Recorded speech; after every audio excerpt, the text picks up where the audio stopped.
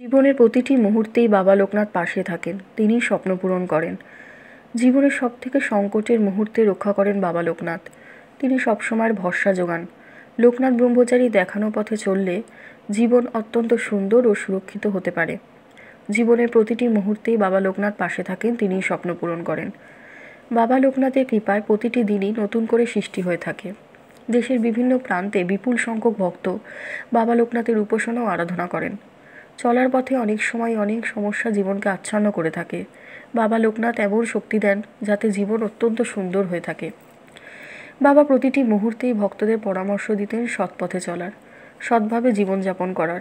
ভক্তদের বিশ্বাস তিনি রণে বনে জলে জঙ্গলে বসবাস করেন, তাই যেখানেই মানুষ বিপদে পড়বেন সেখানেই বাবা লোকনাথ রক্ষা করবেন তাকে।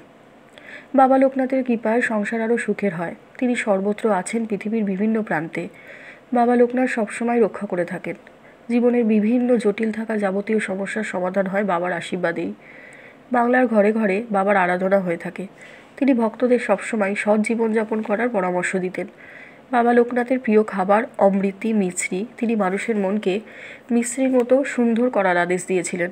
মিছরির মতো মিষ্টি স্বভাবের সঙ্গে সঙ্গে ফুলের মতো মন জীবনকে সুগন্ধে ভরিয়ে তুলবে। জীবনের বিভিন্ন প্রান্তে যখন সমস্যা রাস্তা অবরুদ্ধ করে দাঁড়ায়, ঠিক তখনই বাবা লোকনাথকে স্মরণ করলে সমস্যা লাঘব হয়ে থাকে। ধন্যবাদ।